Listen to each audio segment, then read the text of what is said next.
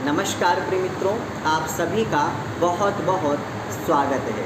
मित्रों, अगर आपको नील से रंगे वस्त्र पहनने का शौक़ है, अगर आपको नील पसंद है, नील का कलर पसंद है, तो आज की जानकारी आपके लिए है। क्या हमें नील से रंगा वस्त्र पहनना चाहिए या नहीं पहनना चाहिए? आज इस पर हम विशेष शास्त्रीय चर्चा करेंगे। हम आपको बता दें कि नील का उपयोग अंग्रेज़ों के शासन काल के पूर्व इतना ज़्यादा नहीं होता था और ना ही भारत भूमि पर नील की खेती होती थी। लेकिन अंग्रेज़ों के शासन काल के दौरान अंग्रेज़ों के कूटनीति का एक यह हिस्सा था और हमारे धवल श्वेत कांति वस्त्रों को धूमिल करने का उनका एकमात्र षड्यंत्र था, जिन्होंने ज़बरदस्ती भारतवासियों से नील की खेती करवाई। यह हम सब ने इतिहास में पढ़ा है और न कि सिर्फ हमने खेती करी बल्कि अपने श्वेत वस्त्रों को नील के कलर से रंग दिया।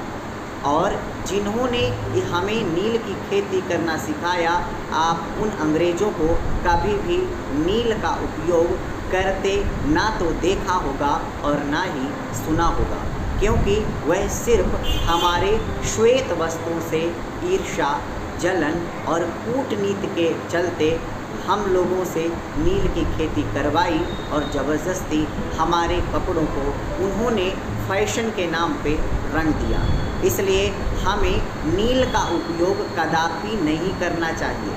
आपको जानकारी के लिए बता दें कि शास्त्रों के अनुसार जिस भी भूमि पर नील की एक बार खेती हो जाती है, उस भूमि पर 12 वर्ष तक यज्ञ नहीं हो सकता। वह भूमि इतना अशुद्ध हो जाती है। और आपको नील का रंगा हुआ वस्त्र पहन करके अगर आप किसी भी प्रकार के छोटे बड़े पूजन में भाग ले रहे हैं, तो ना तो उसका आपको शुभ फल मिलेगा बल्कि उसका अशुभ फल आपको प्राप्त होगा।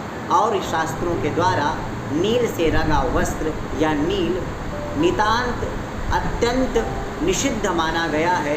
आप इस बात को गांठ मान लें कि आपको किसी भी प्रकार से नील का ना तो उपयोग करना है और ना इसका बढ़ावा देना है टीवी, टेलीविज़न, विज्ञापन आदि को देख करके।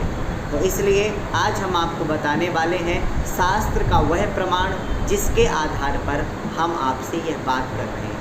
तो यह कई जगह लिखा है, उसमें से अंगिरा स्मृति का जो स्पष्ट प्रमाण है वो लेकर के हम आपके पास आए हैं। तो उसमें लिखा है, वा पिता यत्र नीली स्यात् वत भूम्य शुचिर भवेत यावत 12 वर्षाणि अतः ऊर्ध्वं शुचिर भवेत। अर्थात जब 12 वर्ष हो जाते हैं उसके बाद ही एक बार नील की खेती करी गई खेत को शुद्ध होता है, जब 12 वर्ष व्यतीत हो जाते हैं।